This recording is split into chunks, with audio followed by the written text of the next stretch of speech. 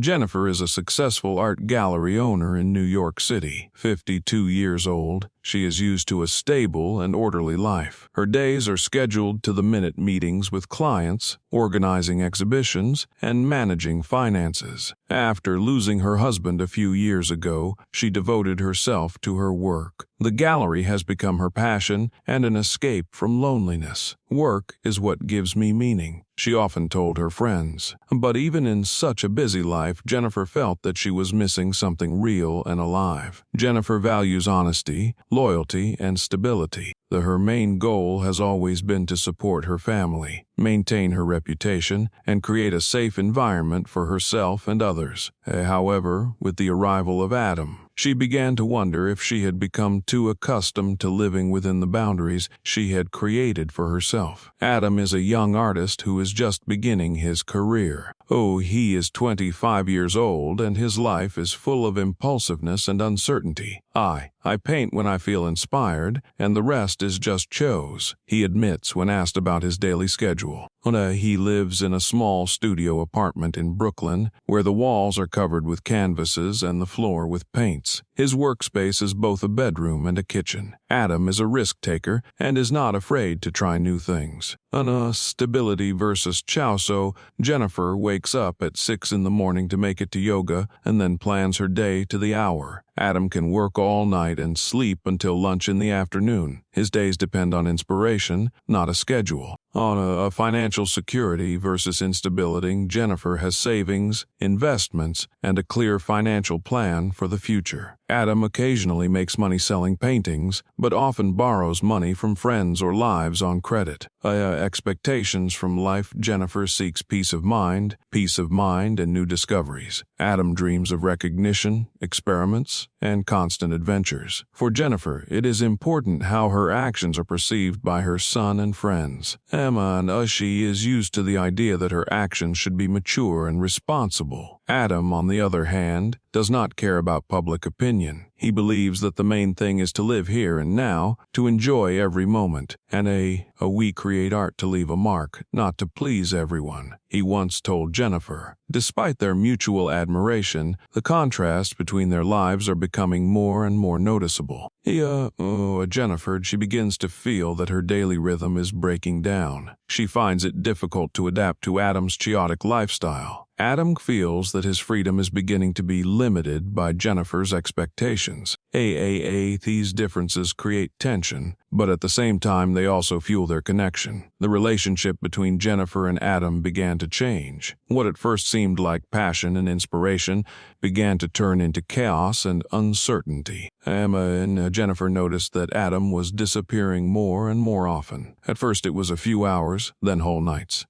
I was just having a creative crisis, going for a walk to get inspired, he would explain when he returned. But such excuses seemed less and less convincing to her. Once she tried to call him when he disappeared for several hours. Adam did not answer. The next morning he returned, avoiding her gaze. It was something urgent, he said briefly. One day Jennifer decided to check her bank accounts. She noticed several transactions that she hadn't made, purchases of expensive gadgets, dinners at restaurants, and even an expensive car rental. Adam, did you use my card? She asked, trying to remain calm. I thought it wasn't a problem. We're together, he replied with a smile. This was a wake-up call for Jennifer. She had always taken care of her finances and was not used to irresponsible attitudes toward money. Whenever Jennifer tried to talk about their future, Adam would change the subject. We're just enjoying ourselves right now. Why should we think about tomorrow? He said once when she tried to discuss their plans. This levity began to cause Jennifer to have doubts. She was used to stability and wanted to know if their relationship had a future. Constant calls and messages, Adam would often step aside to answer his phone. When Jennifer asked who was calling, he would evade answering. Changes in mood, his moods became erratic. Sometimes he was cheerful and upbeat, and sometimes he was abrupt, withdrawn, lack of transparency. He began avoiding direct answers to questions about his affairs and contacts. At one evening, when Adam returned home after another disappearance, Jennifer could not stand it.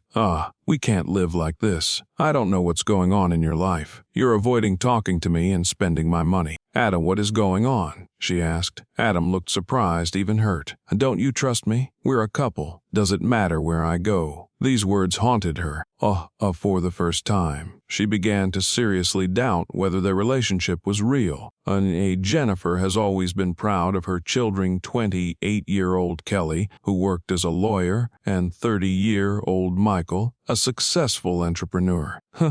Their opinion has always been important to her, but the news of her affair with a younger man came as a real shock to them. It all started when Kelly saw a photo of Jennifer and Adam on social media. They were in the picture, they were hugging at sunset, and it looked like a happy moment. But for Kelly, it was a shock. "Mom, who is this man?" she asked during the call.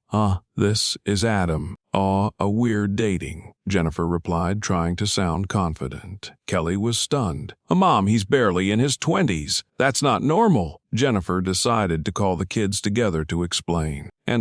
She wanted to be honest and avoid any further misunderstandings. "I don't need your advice. I'm a grown woman and I know what I'm doing," she said when Kelly and Michael gathered at her house. "Mom, are you serious?" He's taking advantage of you," Michael replied, not hiding his irritation. Kelly adding, "It's humiliating. How can you trust a man who doesn't even have a steady job?" You don't even know him," Jennifer replied, trying to remain calm. "Adam is not what you think. He's kind, talented, and makes me feel younger." But the kids didn't back down. He makes you feel younger." What if he just wants your money?" Michael asked, reminding her of the financial problems Jennifer was already having because of Adam's spending. Jennifer was amazed at how critical her children were. She hadn't expected such harsh judgment. "You're supposed to be supporting me, not judging me," she said in frustration. Kelly tried to soften the situation. "Mom, we're just worried about you. We don't want you to suffer." But Jennifer felt that they were more concerned about what her life looked like on the outside than about her happiness. This conflict exposed a deep rift in the family. Jennifer realized that her children, though adults, still see her through the prism of Mom, who is supposed to be wise and restrained. For the children, it was a challenge to their idea of what their mother should be like. Jennifer always believed that her relationship with Adam was built on trust. But one day, a chance discovery challenged everything she believed. The morning began as usual. Jennifer was having coffee when Adam's phone rang. He quickly picked up the phone, turned pale, and left the room, almost whispering into the receiver. "I told you I would pay. Give me a little more time," she heard him say in fragments. Jennifer felt anxious. Who could it be? Why was Adam so worried? Later that day, Jennifer decided to clean up Adam's office. She found a pile of documents lying on his desk. Among them were letters from banks and credit card companies. The amounts owed were shocking, tens of thousands of dollars. Her heart sank. What does this mean? She thought. When Adam came home, Jennifer decided to talk to him right away. "What are these letters? Why didn't you tell me anything?" she asked, holding the documents in her hands. Adam was embarrassed, but quickly pulled himself together. "They're just old bills. I'm already working on it," he answered, trying to look calm. Old. "These are from last month," Jennifer insisted. After much arguing, Adam gave in. He admitted that he had financial problems even before he met Jennifer. "I took out a few loans when I was trying to open my studio. And then things didn't go as I planned," he began, but his voice was shaking. And you decided to just keep quiet?" Jennifer asked bitterly. Adam tried to defend himself. "I thought I could handle it." You were not supposed to know about this." During the conversation, even more came to light. Adam admitted that he had been using Jennifer's money to pay off his debts. "You didn't even notice," he said, trying to defend himself. These words struck Jennifer to the core. "Didn't notice? You thought it was okay. You took advantage of my trust." Her voice trembled with emotion. After this conversation, Jennifer was left alone with her thoughts. She remembered all those moments when she believed Adam and supported him. How could I not notice? Why was I so blind? She thought, feeling angry and disappointed. Jennifer, after painful reflection and difficult nights, made a decision the relationship with Adam could no longer continue. She gathered all her strength to put an end to it, but her decision revealed even more problems that became a real challenge. The next morning, Jennifer asked Adam for a talk. "We have to talk," she said, calmly but firmly. Adam, sensing something was wrong, sat down across from her. I can't take it anymore. You betrayed my trust, you used me. That's not love, Adam. It's manipulation," Jennifer began. Adam tried to object, but she didn't let him get a word in. "We're done here. I want you to pack your things and leave." Adam was silent for a few seconds, then suddenly smiled. His face became cold and cruel. "You think it's that simple? You think I'm just going to leave?" he said.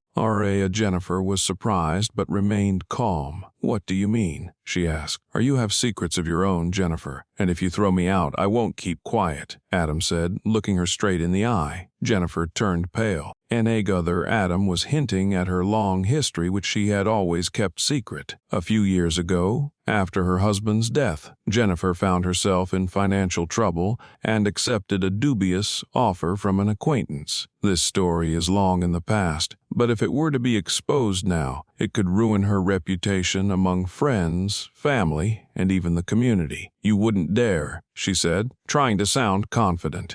Try me," Adam replied with a challenge. Jennifer was faced with a difficult choice. Her anger and frustration were battling with her fear. "I can't let him manipulate me," she thought. But at the same time, the memory of that mistake and the possible consequences of disclosing it kept her trapped. Jennifer decided not to give in to the blackmail. She called her children and friends, shared her decision with them, and asked for their support. "I will not let him keep me in fear. This is my choice, and I'm ready to fight for it," she told her friend Lisa. Jennifer sat at the kitchen table, staring at her half-finished cup of coffee. Her mind was racing like a storm. She felt like she was at a crossroads, choosing to give up and live with constant fear or to stand up and fight for her dignity. There were two voices in Jennifer's heart. One whispered that it was better to retreat to avoid pain. The other insisting, "You've already lost so much. Now it's time to fight." Memories of her former life, when she was a strong, independent woman, filled her with courage. At the same time, the fear of publicizing her past mistakes kept her on edge. Jennifer gathered her courage and called her children. Her son Michael came to see her that evening. "Mom, you have always been an example of strength to me. If you think this is the right decision, I will support you," Michael said, squeezing her hand. Her friend Lisa, who knew about Adam's situation, also came to her aid. "We'll get through this together," she assured her. Jennifer decided that the first step was to seek legal advice. She contacted a lawyer to find out what to do if Adam started to divulge her secrets. "Miss Jennifer," the lawyer said, "if he's blackmailing you, that's a crime. We can find a way to protect you." These words gave her the first ray of hope. The next day, Jennifer invited Adam to a meeting. She decided to face her fear.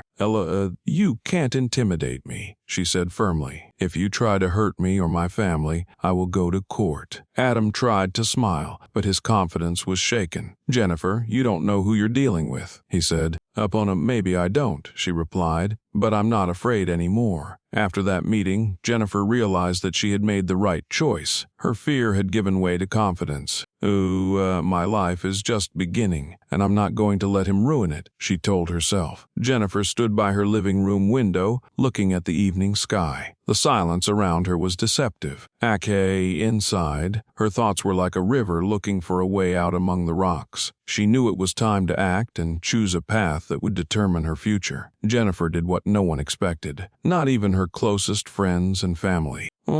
She decided to sell the house she had lived in for the past 20 years and move to another state. "I want to put this chapter of my life behind me," she explained to her son Michael. This decision surprised everyone. Her children tried to convince her to stay, but she insisted. I don't want to see any more places that remind me of this pain, she said. I need a new beginning. The process of packing was filled with emotions. Jennifer was looking through old photos, things that belonged to her and her late husband. She decided to keep only the most important things. This is my life, but it will no longer define me, she said, holding up their wedding album. She organized a small farewell dinner for friends and family. I'm grateful for everything, she said, raising her glass, but it's time for a change. Jennifer chose a small town on the coast where she could enjoy the tranquility of nature. She rented a house overlooking the ocean and began to set up her new life. Here I can breathe deeply, she thought as she gazed at the waves crashing on the shore. A few weeks after moving, Jennifer received a letter from her lawyer. It said that Adam had decided to leave her alone and even reimburse her for some of the money he had spent. Maybe he had realized something important too, Jennifer thought, and this news gave her a sense of closure to that painful chapter of her life. Jennifer began working in the local community, helping older people organize activities. Her life experience has become a valuable lesson for many. I learned that even after the worst shocks, life can be started anew, she shared with her new friends. Despite her new life, Jennifer sometimes wondering, will I ever be able to trust people again? This question remained open. But she knew that it was up to her now. Don't forget to subscribe to the channel. Thank you for being with me.